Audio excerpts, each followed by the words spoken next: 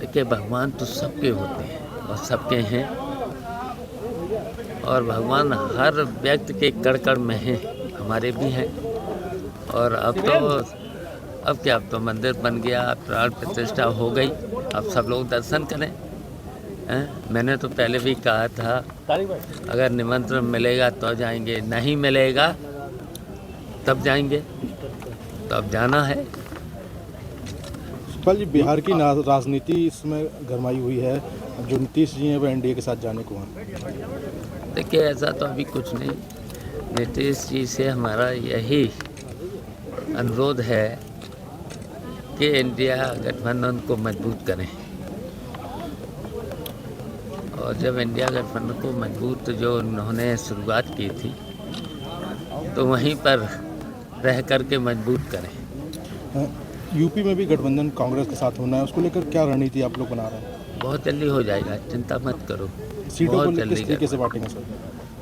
अब ये तो हमारे दोनों राष्ट्रीय नेता तो फैसला कर लेंगे इस पर जी, और जल्दी हो जाएगा। बंगाल में ममता जी ने भी कह दिया है कि अकेले चुनाव लड़ेंगे, पंजाब में आपने बोल दिया है। हमारी तो यही अपील है सब लोगों से, भारतीय जनता पार्टी को हटाने के लिए इंडिया गठबंधन से ही सब लोग चुनाव लड़ेंगे। राम सबके हैं, तो आप लोग दर्शन करने के लिए क्यों नहीं गए? अब जब कहानी ख़त्म हो चुकी है ना, हाँ, अब देखिए, प्राण प्रतिष्ठा भी हो गई, सब कुछ हो गया है, तो देखिए ये सीधा सीधा कोर्ट का आदेश था, उसी से तो मंदिर बना। भाजपा तो भगवान तो सबके हैं। भाजपा तो जो है पहले तो वहाँ रोक लगी थी, निमंत्रण अगर मिलता तो जाते, और निमंत्रण नहीं मिला तो मैंने पहले ही बोल दिया था, निमंत्रण मिलेगा तो जाएंगे, नहीं मिलेगा तब भी जाएंगे। भाजपा सपा को राम भक्तों की हथियारी पार्टी कहती है, इस पर क्या कहेंगे? अब ये बात बहुत पुरानी हो गई है, बहुत पुरानी हो गई है, लेकिन आज भी आपको सब पता है, सबको पता है। उस समय कोर्ट का स्टे था, यथास्थिति बनाए रखने था, तो ये तो प्रशासनिक अधिकारियों की जिम्मेदारी थी, कोर्ट के आदेश का पालन कराएं। अब तो आपने सब कुछ पढ़ लिया, तब भी बार बार वही क्वेश्चन। अब तो ये खत्म हो चुका है, सब कुछ खत्म हो चुका है। सुखपाल जी, अब ज्ञानवापी सर्वस्व हुआ है, क्या लगता है इस पे चुनाव पे असर पड़ेगा? तो देखिए, जो कोर्ट का आदेश होगा ना, कोर्ट का आदेश आ जाए, कोर्ट के आदेश का सब लोग पालन करेंगे। संभावित सूची में अखिलेश यादव के आजमगढ़ से चुनाव लड़ने की बात सामने आ रही है। अब देखिए, वो तो राष्ट्रीय नेतृत्व तय करेगा। वैसे तो वो घोषणा तो यहीं से कर चुके हैं, कन्नौज से लड़ने की घोषणा कर चुके हैं, तो उस पर क्या सवाल है? लोकसभा चुनाव में भाजपा को रोकने के लिए क्या रणनीति होगी? देखिए, भारतीय जनता पार्टी हर स्तर से बेईमानी करना चाहती है, और करी है चुनावों में, सब में बेईमानी, और जहाँ जहाँ बेईमानी हुई नहीं हुई है वहाँ जीते। अभी मैनपुरी का चुनाव हुआ था, नहीं बेईमानी कर पाई।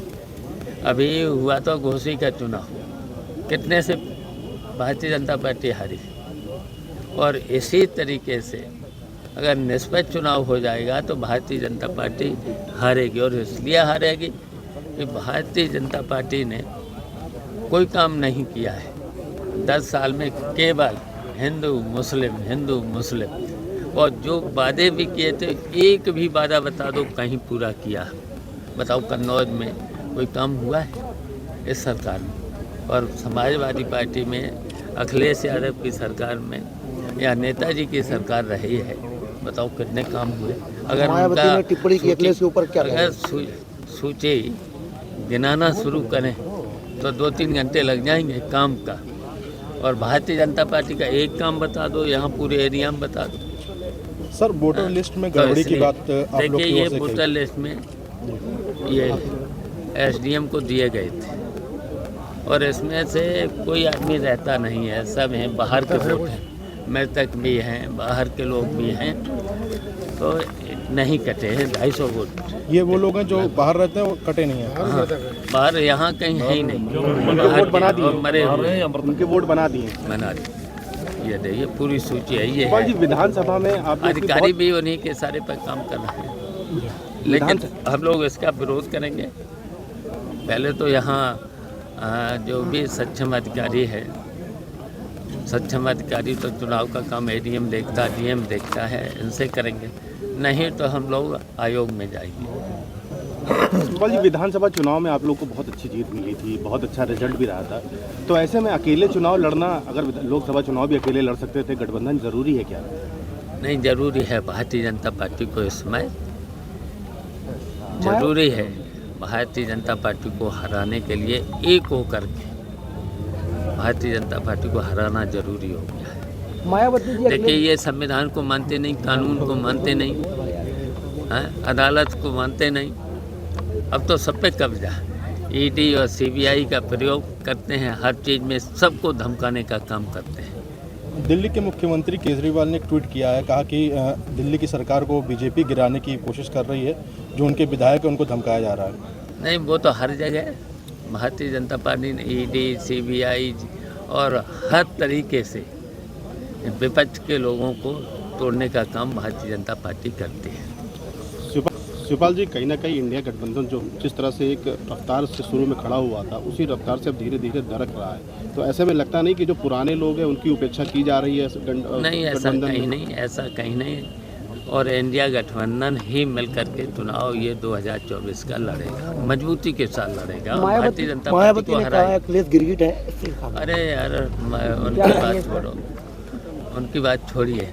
गिरगिट है तो अब कह दो तो ठीक नहीं उनको, कुछ कह दो तो ठीक नहीं। इंडिया हम कहना नहीं चाहते उनके बारे में, उनके बारे में पूरा प्रदेश जानता है, अब हम कुछ नहीं कहना चाहते। शिवपाल जी, आप ही की पार्टी के एक नेता हैं स्वामी प्रसाद मौर्य, वो लगातार अभी उन्होंने एक भाषण दिया था, उसको लेकर भी अच्छा, उनका देखिए व्यक्तिगत, लेकिन आप ही की पार्टी के एक बड़े नेता ने भी वो कहा है कि वो कहीं ना कहीं बीजेपी के एजेंट के रूप में काम कर रहे हैं। देखो, उनका व्यक्तिगत है, जो भी बोलते हैं व्यक्तिगत बोलते हैं, लेकिन नुकसान तो और लोगों ने तो कई बार बोल चुके हैं। सर, ऐसा नहीं लगता कि इन सब बयानबाजी से नुकसान समाजवादी पार्टी का हो रहा है? देखिए, उस नुकसान को हम लोग पूरा करेंगे, नुकसान नहीं होने देंगे, और जनता भी समझती है ना, हैं? पहले तो वो बीजेपी में ही थे, बीजेपी से ही तो आए हैं समाजवादी पार्टी में, तो कुछ उनको वही है बीजेपी वालों जैसे। कयास ये भी लगाए जा रहे हैं कि जैसे ओम प्रकाश राजभर चले गए, दारा सिंह चले गए, ऐसे स्वामी प्रसाद मौर्य भी वापस बीजेपी में रिटर्न हो जाएंगे नुकसान पहुंचाने के लिए। ये उन्हीं से पूछना, वही बता पाएंगे, उनके बारे में हमारी तो बात अभी हुई नहीं उनसे।